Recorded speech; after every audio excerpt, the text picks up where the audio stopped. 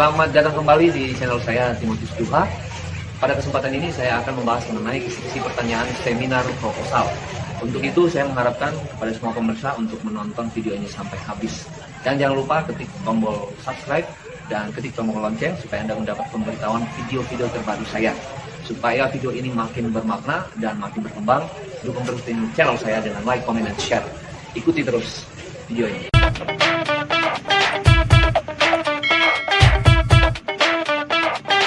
Baik, kita masuk ke pertanyaan yang pertama adalah mengenai judul. Nah, pada kesempatan ini nanti para penguji akan bertanya, judul kamu apa? Nah, sebutkanlah judulmu dan sebutkanlah variabelmu dan sebutkanlah secara lantang dan secara jelas. Kadang-kadang kan ada istilah di judul atau nama produk atau nama tempat yang memakai istilah asing sehingga kadang-kadang para penelitinya atau para penulisnya kesulitan untuk menyampaikan redaksi judul tersebut. Jadi, latihlah dirimu untuk membaca berulang-ulang apa judul kamu. Kemudian, nanti penguji akan bertanya, alasan kamu memilih judul. Nah, apa alasan kamu memilih judul? Tentu, itu dimulai dari latar belakang. Nah, sebelum latar belakang ada pembacaan tinjauan literatur dan ada proses pengamatan di objek lapangan. Jadi kamu jelaskan itu alasan memilih judul, kamu akan memuat alasan-alasannya dari fenomena-fenomena yang terjadi di lapangan yang sudah ditulis di latar belakang. Nah kemudian dari sisi judul, apa keunikan judul kamu? Kenapa judul kamu itu begitu kamu minati untuk kamu teliti? Nah itu ya, oke. Itu bagian dari judul. Yang kemudian penguji akan bertanya mengenai yang kedua adalah latar belakang. Dia pasti bertanya, apa artinya latar belakang? Jadi kamu harus tahu latar belakang itu artinya apa. Kemudian adalah jelaskan isi, penguji akan menyampaikan, silakan jelaskan latar belakang. Jadi kamu harus menjelaskan bukan membaca tetapi menguraikan isi paragraf demi paragraf yang ada di latar belakangmu. Dan kemudian adalah apa teori yang mendukung dari, ya kan, dari Anda menyusun latar belakang tersebut. Jadi usahakan dalam setiap paragraf di latar belakangmu ada teori yang mendukung. Karena di setiap latar belakang itu pasti akan menyampaikan mengenai konstruk, variabel, dan tinjauan literatur harus mendukung dari fenomena-fenomena yang terjadi di lapangan. Yang ketiga adalah mengenai identifikasi masalah. Nah, poin-poin ini akan dijadikan menjadi pertanyaan. Nah, pertanyaannya adalah apa alasan Anda memuat identifikasi ini menjadi poin-poin 1, 2, 3, 4, 5. Jadi identifikasi masalah ini perlu saya ingatkan adalah menjadi intisari dari latar belakang yang sebelumnya sudah ditulis. Tentu sumber identifikasi masalah itu berasal dari latar belakang yang sudah ditulis. Maka sumbernya dari situ. Nah, kadang-kadang siswa menulis identifikasi itu hanya di ujung terakhir dari redaksi latar belakang atau paragraf terakhir. Itu yang salah. Harusnya setiap masalah dari identifikasi itu berasal dari item-item setiap paragraf. Nah, itu ya. Yang kemudian adalah 4. Pertanyaan penting dalam seminar proposal adalah apa urgensi dari penelitian kamu. Jadi uraiannya akan berkembang penting dari seminar proposal adalah yang sering kali ditanyakan kepada peserta seminar proposal adalah apa urgensi penelitian kamu. Nah, pertanyaan itu akan terurai dalam beberapa pertanyaan lain, yaitu adalah untuk apa kamu meneliti? Apa pentingnya penelitian kamu?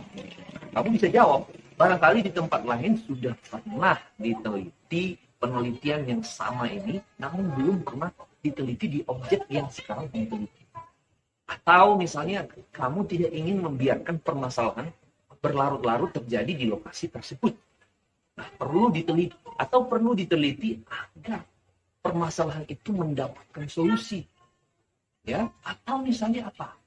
Kamu mau mencoba menerapkan alat analisis yang baru. Makanya saya unik penelitiannya. Urgensi penelitian saya itu adalah karena di penelitian teman saya itu hanya regresi sederhana atau paling tidak regresi linear berganda. Saya mau mencoba yang lebih baru lagi, yaitu saya mau menjadi pioneer atau pelopor uji PLS di antara teman-teman saya. Sehingga penelitian saya itu sangat urgent, sangat penting, sehingga bisa menginspirasi teman-teman saya untuk memakai alat analisis yang baru. Atau misalnya saya mau meneruskan penelitian yang sudah diteliti sebelumnya.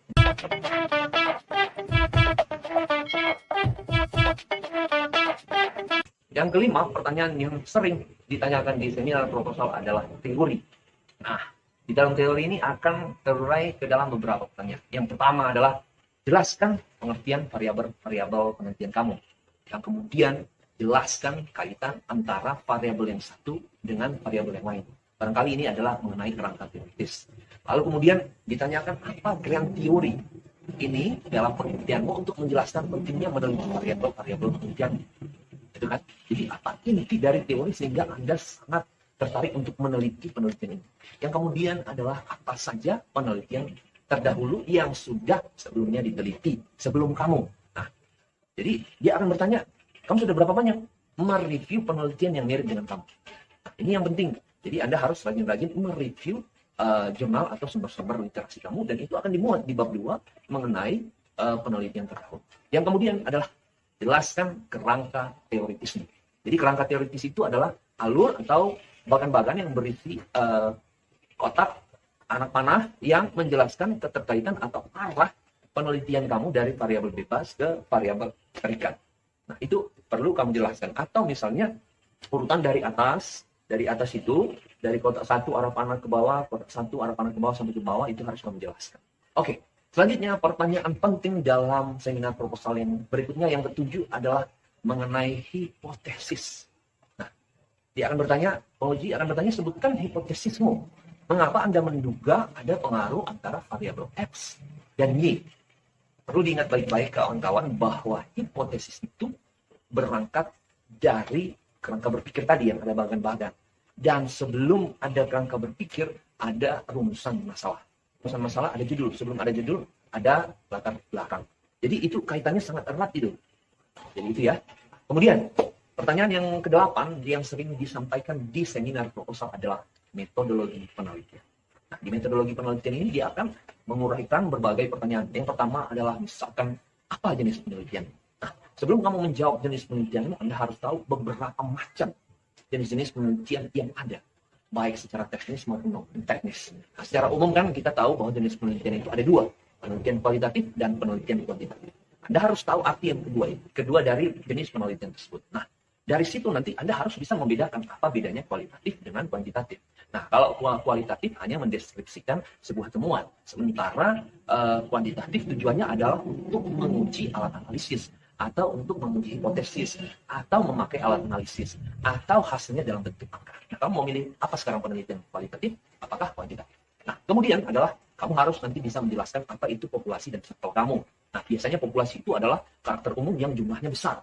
Nah, sementara sampel adalah bagian dari populasi yang sudah kamu tetapkan. Nah, tapi kadang-kadang jumlah populasi sama besarnya dengan, nah ini kan, dengan sampel. Nah, itu kamu harus bisa jelaskan kenapa jumlah populasi kamu sama dengan jumlah sampel. Nah, ada berkaitan dengan teori. Ada yang mengatakan bahwa, dari Arifinto mengatakan bahwa jika jumlah populasi kurang dari 100, maka populasi akan dijadikan sampel, dan sebaliknya, sampel akan menjadi populasi. Jadi makanya jumlahnya sama jika jumlah populasinya di bawah 100. Ini untuk penelitian sosial atau orang, ya.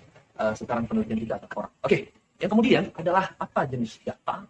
Apa jenis data yang akan kamu gunakan? Jenis data itu kan bermacam-macam. Ada data primer, ada data sekunder, ada data tersier. Nah, kalau data primer itu data mentah yang belum diolah sama sekali. Dan si peneliti akan berusaha untuk mengumpulkan data lalu mengolahnya. Sementara kalau data sekunder itu adalah data yang sudah dimasak, yang sudah tersaji, kita tinggal menganalisisnya saja. Misalnya kan laporan keuangan, ya kan, itu sudah masak, tidak boleh dirubah-rubah. Nah, kemudian kalau data tersier adalah data yang sudah dimasak, diulang lagi masak dalam tanda petik, dimasak artinya diolah, ya maksud saya. Baik, kemudian bagaimana cara kamu mengumpulkan data? Apakah datamu itu dikumpulkan melalui angket, melalui wawancara, studi literatur, atau mengumpulkan dokumen-dokumen? Nah, itu harus kamu jelaskan dan sesuaikan dengan jenis penelitian. Nah, kemudian bagaimana cara menganalisis data yang sudah kamu peroleh? Apakah memakai alat analisis kah? Apakah memakai rumus kah? Ataukah hanya memahami temuan-temuan di lapangan lalu menginterpretasikan berdasarkan pemahaman kamu yang didukung oleh teori? Nah, itu juga harus kamu jelaskan. Kemudian adalah pertanyaan yang ke-9 yang sering ditanyakan di seminar proposal, yaitu mengenai uji coba. Nah, uji coba ini biasanya ditanyakan kepada penelitian-penelitian yang bersifat jenisnya kuantitatif ya. Jadi sebelum melakukan penelitian harus melakukan uji coba dulu. Nah, uji coba dilakukan di mana itu? Di tempat yang karakteristiknya sama teks. Contoh misalnya kalau objek penelitianmu pabrik, maka kamu akan uji coba di pabrik. Atau misalkan tempat penelitianmu itu adalah pabrik sepatu, maka uji cobanya di pabrik sepatu. Atau misalkan itu yang sama karakteristiknya. Kemudian uji coba dilakukan di mana? Di lingkungan sekitar tempat objek penelitian. Misalnya di tetangga pabrik yang bersangkutan, atau yang masih satu kecamatan, atau yang masih dalam satu kota. Jadi itu ya, bukan kamu meneliti di Medan, lalu kamu uji cobanya di Yogyakarta, itu kejauhan ya. Jadi jangan ya. Jadi tempat yang karakteristik yang sama dan tempatnya tidak begitu jauh. Oke, terakhir yang ke-10 adalah pertanyaan yang sering ditanyakan di seminar proposal adalah daftar pustaka. Nah, kamu harus pastikan bahwa semua tulisan dari awal bab 1 sampai bab 3 itu sudah ada sumber referensi. Dan jangan terlewatkan sama sekali sama kamu satu saja sumber referensi di dalam tulisan kamu terlewatkan di daftar pustaka. Usahakan memakai aplikasi yang bisa membantu kamu dalam menyusun daftar pustaka kamu, yaitu dengan memakai aplikasi Mendeley. Ya, saya ulangi sekali lagi, aplikasi Mendeley. Sehingga dia akan secara otomatis akan menyusun berdasarkan apa style Amerika Psychology Association atau apalah ya. Nah, kemudian dalam daftar pustaka itu pastikan bahwa rujukanmu harus jelas, bukan dari blogspot, bukan dari opini publik yang sering dimuat-muat di Google itu, tetapi berdasarkan sumber buku, sumber jurnal terakreditasi, dan sumber-sumber jurnal berreputasi. Jadi itu aja ada 10 pertanyaan yang sering disampaikan secara umum di seminar proposal. Perlu saya ingatkan bahwa pertanyaan-pertanyaan dari dosen itu sangat mencair berdasarkan suasana. Tentu pertanyaan itu tidak jauh-jauh berbeda dari apa yang sudah kamu dokumentasikan dalam proposal penelitian kamu. Tidak mungkinlah dosen bertanya dari luar yang apa yang kamu tulis. Untuk itu pesan saya, kuasailah bahan yang telah kamu berikan kepada dosen penguji, sehingga kamu bisa menjawab apa saja pertanyaan, termasuk di luar dari 10 yang saya sampaikan. Baik, itu saja yang bisa saya sampaikan. Atas perhatian, saya ucapkan terima kasih. Salam persahabatan.